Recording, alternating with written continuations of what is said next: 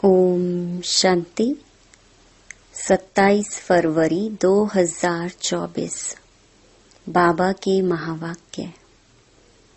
मीठे बच्चे, सदा बाप की याद का चिंतन और ज्ञान का विचार सागर मंथन करो तो नई नई पॉइंट्स निकलती रहेंगी, खुशी में रहेंगे। प्रश्न: इस ड्रामा में सबसे बड़े से बड़ी कमाल किसकी है और क्यों? उत्तर: 1. सबसे बड़ी कमाल है शिव बाबा की, क्योंकि वह तुम्हें सेकंड में परिजादा बना देते हैं। ऐसी पढ़ाई पढ़ाते हैं जिससे तुम मनुष्य से देवता बन जाते हो। दुनिया में ऐसी पढ़ाई बाप के सिवाय और कोई पढ़ा नहीं सकता। दूसरा, ज्ञान का तीसरा नेत्र दे अंधियारे से रोशनी में ले आना, ठोकर खाने से बचा देना, यह बाप का काम है। इसलिए उन जैसी कमाल का वंडरफुल कार्य कोई कर नहीं सकता। ओम शांति। रूहानी बाप रोज रोज बच्चों को समझाते हैं और बच्चे अपने को आत्मा समझ बाप से सुनते हैं। जैसे बाप गुप्त है वैसे ज्ञान भी गुप्त है। किसको भी समझ में नहीं आता है कि आत्मा क्या है, परम पिता परमात्मा क्या है। तुम बच्चों की पक्की आदत पड़ जानी चाहिए कि हम आत्मा हैं। बाप हम आत्माओं को सुनाते हैं। यह बुद्धि से समझना है और एक्ट में आना है। बाकी धंधा आदि तो करना ही है। कोई बुलाएंगे तो जरूर नाम से बुलाएंगे। नाम रूप है तब तो बोल सकते हैं, कुछ भी कर सकते हैं। सिर्फ यह पक्का करना है कि हम आत्मा हैं। महिमा सारी निराकार की है। अगर साकार में देवताओं की महिमा है तो उन्हों को भी महिमा लायक बाप ने बनाया है। महिमा लायक थे, अब फिर बाप महिमा लायक बना रहे हैं। इसलिए निराकार की ही महिमा है। विचार किया जाता है बाप की कितनी महिमा है और कितनी उनकी सर्विस है। वह समर्थ है, वह सब कुछ कर सकते हैं। हम तो बहुत थोड़ी महिमा करते हैं, महिमा तो उनकी बहुत है। मुसलमान लोग भी कहते हैं अल्लाह मियाँ ने ऐसे फरमाया। अब फरमाया किसके आगे? बच्चों के आगे फरमाते हैं जो तुम मनुष्य से देवता बनते हो। अल्लाह मियाँ ने किसके प्रति तो फरमाया होगा ना। तुम बच्चों को ही समझाते हैं जिसका कोई को पता ही नहीं। अभी तुमको पता पड़ा है, फिर यह नॉलेज ही गुम हो जाएगी। बौद्धि भी ऐसे कहेंगे, क्रिश्चियन भी ऐसे कहेंगे, परंतु क्या फरमाया था यह किसको पता ही नहीं। बाप तुम बच्चों को अल्फ और बे समझा रहे हैं। आत्मा को बाप की याद भूल नहीं सकती। आत्मा अविनाशी है तो याद भी अविनाशी रहती है। बाप भी अविनाशी है। गाते हैं अल्लाह मियाँ ने ऐसे कहा था, परंतु वह कौन है, क्या कहते थे, यह कुछ भी नहीं जानते। अल्लाह मियाँ को ठिक्कर भीतर में कह दिया है तो जानेंगे फिर क्या। भक्ति मार्ग में प्रार्थना करते हैं। अब तुम समझते हो जो भी आते हैं उनको सतो रजो तमो में आना ही है। क्राइस्ट बौद्ध जो आते हैं उनके पीछे सबको उतरना है, चढ़ने की बात नहीं। बाप ही आकर सबको चढ़ाते हैं। सर्व का सद्गति दाता एक है और कोई सद्गति करने नहीं आते।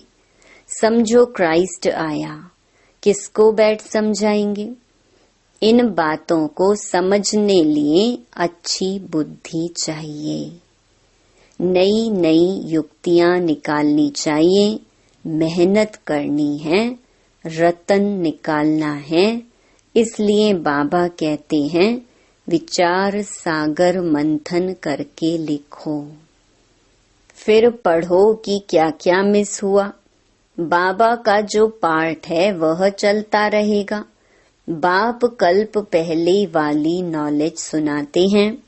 यह बच्चे जानते हैं कि जो धर्म स्थापन करने आते हैं उनके पीछे उनके धर्म वालों को भी नीचे उतरना है। वह किसको चढ़ाएंगे कैसे? सीढ़ी नीचे उतरनी ही है, पहले सुख पीछे दुख। यह नाटक बड़ा फाइन बना हुआ है। विचार सागर मंथन करने की जरूरत है। वह कोई की सद्गति करने नहीं आते, वह आते हैं धर्म स्थापन करने। ज्ञान का सागर एक है और कोई में ज्ञान नहीं है। ड्रामा में दुख सुख का खेल तो सभी के लिए है। दुख से भी सुख जास्ती है। ड्रामा में पार्ट बजाते हैं तो जरूर सुख होना चाहिए। बाप दुख थोड़े ही स्थापन करेंगे। बाप तो सबको सुख देते हैं। विश्व में शांति हो जाती है। दुख धाम में तो शांति हो ना सके। शांति तब मिलनी है जब वापस शांति धाम में जाएंगे। बाप बैठ समझाते हैं, यह कभी भूलना नहीं चाहिए कि हम बाबा के साथ हैं। बाबा आया हुआ है असुर से देवता बनाने। यह देवताएं सदगति में रहते हैं तो बाकी सब आत्माएं मूल वतन में रहती हैं। ड्रामा में सबसे बड़ी कमाल है बेहद के बाप की, जो तुमको परी ज्यादा बनाते हैं। पढ़ाई से तुम परी बनते हो। भक्ति मार्ग में समझते कुछ भी नहीं, माला फेरते रहते हैं। कोई हनुमान को, कोई किसको याद करते हैं।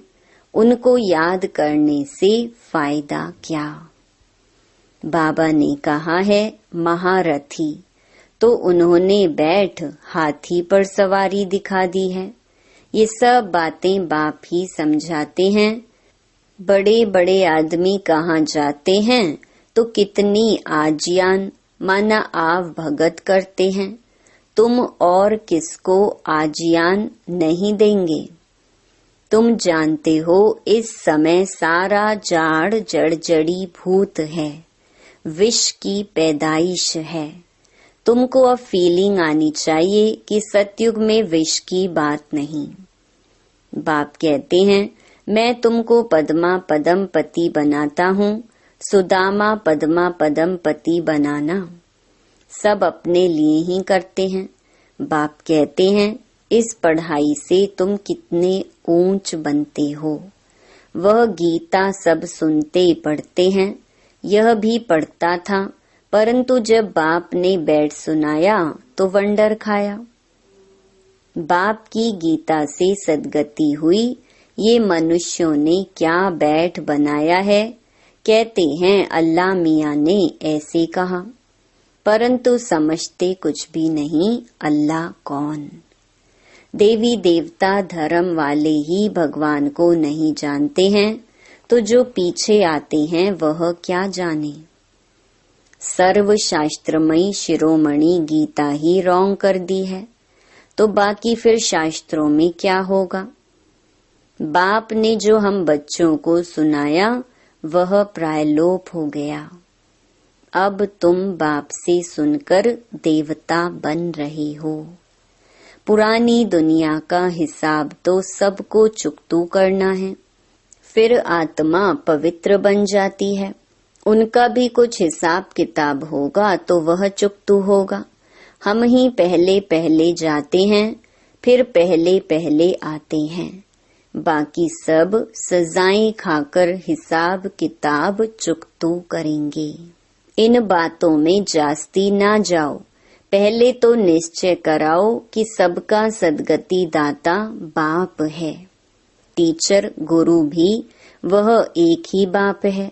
वह है अशरीरी। उस आत्मा में कितना ज्ञान है। ज्ञान का सागर सुख का सागर है। कितनी उनकी महिमा है वह भी आत्मा। आत्मा ही आकर शरीर में प्रवेश करती है। सिवाय परम पिता परमात्मा के तो कोई आत्मा की महिमा कर नहीं सकते और सब शरीरधारियों की महिमा करेंगे। ये है सुप्रीम आत्मा। बिगर शरीर आत्मा की महिमा सिवाय एक निराकार बाप के कोई की हो नहीं सकती। आत्मा में ही ज्ञान के संस्कार हैं। बाप में कितने ज्ञान के संस्कार हैं। प्यार का सागर, ज्ञान का सागर, क्या यह आत्मा की महिमा है? कोई मनुष्य की यह महिमा हो ना सके। श्री कृष्ण सतयुग का पहला नंबर प्रिंस है। बाप ही आकर बच्चों को वर्षा देते हैं, इसलिए उनकी महिमा गाई जाती है। शिव जयंती हीरे तुल्य है। धर्म स्थापक आते हैं, क्या करते हैं? समझो क्राइस्ट आया। उस समय क्रिश्चियन तो है नहीं, किसको क्या नॉलेज देंगे? करके कहेंगे अच्छी चलन चलो। यह तो बहुत मनुष्य समझाते रहते हैं, बाकी सद्गति की नॉलेज कोई दे ना सके। उनको अपना अपना पार्ट मिला हुआ है। सतो रजो तमो में आना ही है। आने से ही क्रिश्चियन की चर्च कैसे बनेगी? जब बहुत होंगे, भक्ति शुरू होगी, तब चर्च बनाएंगे। उसमें बहुत पैसे चाहिए, लड़ाई में भी पैसे चाहिए। तो बाप समझाते हैं यह मनुष्य सृष्टि झाड़ है। झाड़ कभी लाखों वर्ष का होता है क्या? हिसाब नहीं बनता। बाप कहते हैं हे बच्चे, तुम कितने बेसमझ बन गए थे। अभी तुम समझदार बनते हो, पहले से ही तैयार होकर आते हो राज्य करने। वह तो अकेले आते हैं, फिर बाद में वृद्धि होती है। झाड़ का फाउंडेशन देवी देवता, उनसे फिर 3 ट्यूब निकलती हैं। फिर छोटे छोटे मठ पंथ आते हैं, वृद्धि होती है, फिर उनकी कुछ महिमा हो जाती है, परंतु फायदा कुछ भी नहीं। सबको नीचे आना ही है। तुमको अभी सारी नॉलेज मिल रही है। कहते हैं गॉड इज नॉलेजफुल, परंतु नॉलेज क्या है यह किसको मालूम नहीं है। तुमको अभी नॉलेज मिल रही है। भाग्यशाली रथ तो जरूर चाहिए। बाप साधारण तन में आते हैं, तब यह भाग्यशाली बनते हैं। सतयुग में सब पद्मा पदम भाग्यशाली हैं। अब तुमको ज्ञान का तीसरा नेत्र मिलता है, जिससे तुम लक्ष्मी नारायण जैसे बनते हो। ज्ञान तो एक ही बार मिलता है। भक्ति में तो धक्के खाते हैं, अंधियारा है। ज्ञान है दिन, दिन में धक्के नहीं खाते। बाप कहते हैं भल घर में गीता पाठशाला खोलो। बहुत ऐसे हैं जो कहते हैं हम तो नहीं उठाते, दूसरों के लिए जगह देते हैं। यह भी अच्छा। यहाँ बहुत साइलेंस होनी चाहिए।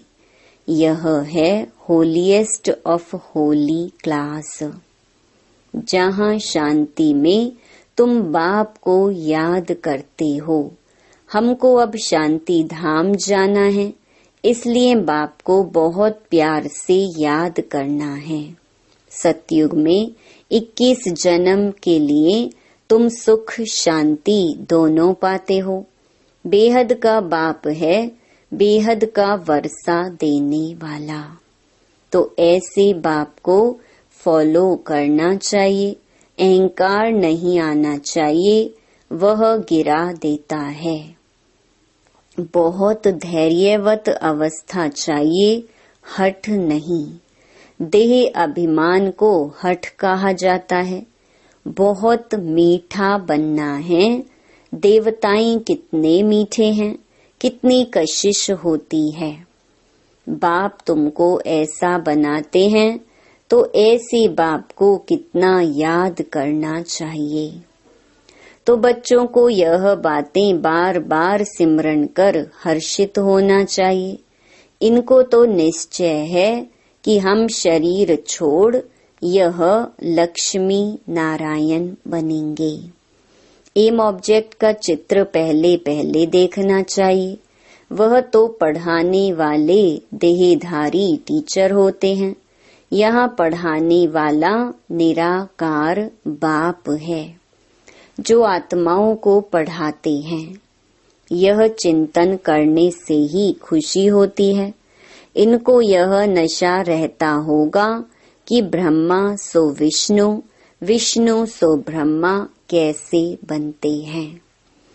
यह वंडरफुल बातें तुम ही सुनकर धारण कर फिर सुनाते हो। बाप तो सबको विश्व का मालिक बनाते हैं। बाकी यह समझ सकते हैं कि राजाई के लायक कौन कौन बनेंगे। बाप का फर्ज है बच्चों को ऊंचा उठाना। बाप सबको विश्व का मालिक बनाते हैं। बाप कहते हैं मैं विश्व का मालिक नहीं बनता हूँ। बाप इस मुख द्वारा बैठ नॉलेज सुनाते हैं। आकाशवाणी कहते हैं, परंतु अर्थ नहीं समझते। सच्ची आकाशवाणी तो यह है जो बाप ऊपर से आकर इस गौमुख द्वारा सुनाते हैं। इस मुख द्वारा वाणी निकलती है। बच्चे बहुत मीठे होते हैं। कहते हैं बाबा आज टोली खिलाओ। झझी बहुत टोली बच्चे। अच्छे बच्चे कहेंगे हम बच्चे भी हैं तो हम सर्वेंट भी हैं। बाबा को बहुत खुशी होती है बच्चों को देखकर। बच्चे जानते हैं समय बहुत थोड़ा है। इतने जो बॉम्ब्स बनाए हैं वह ऐसे ही फेंक देंगे क्या। जो कल्प पहले हुआ था सो फिर भी होगा। समझते हैं विश्व में शांति हो, परंतु ऐसे तो हो न सके। विश्व में शांति तुम स्थापन करते हो, तुमको ही विश्व के बादशाही की प्राइज मिलती है। देने वाला है बाप। योग बल से तुम विश्व की बादशाही लेते हो। शारीरिक बल से विश्व का विनाश होता है। साइलेंस से तुम विजय पाते हो। अच्छा मीठे मीठे सिकिलधे बच्चों प्रति माता पिता बाप दादा का याद प्यार और गुड मॉर्निंग। रूहानी बाप की रूहानी बच्चों को नमस्ते। धारणा के लिए मुख्य सार। पहला, अपनी अवस्था बहुत धैर्यवत बनानी है। बाप को फॉलो करना है। किसी भी बात में अहंकार नहीं दिखाना है। देवताओं जैसा मीठा बनना है। दूसरा, सदा हर्षित रहने के लिए ज्ञान का सिमरण करते रहो। विचार सागर मंथन करो। हम भगवान के बच्चे भी हैं तो सर्वेंट भी हैं। इसी स्मृति से सेवा पर तत्पर रहो। वरदान, मन मना भव के साथ मध्याजी भव के मंत्र स्वरूप में स्थित रहने वाले महान आत्मा भव। आप बच्चों को मन मना भव के साथ मध्याजी भव का भी वरदान है। अपना स्वर्ग का स्वरूप स्मृति में रहे, इसको कहते हैं मध्याजी भव। जो अपने श्रेष्ठ प्राप्तियों के नशे में रहते हैं, वही मध्याजी भव के मंत्र स्वरूप में स्थित रह सकते हैं। जो मध्याजी भव हैं, वह मन मना भव तो होंगे ही। ऐसे बच्चों के हर संकल्प, हर बोल और हर कर्म महान हो जाते हैं। स्मृति स्वरूप बनना माना महान आत्मा बनना। स्लोगन, खुशी आपका स्पेशल खजाना है, इस खजाने को कभी नहीं छोड़ना। ओम शांति।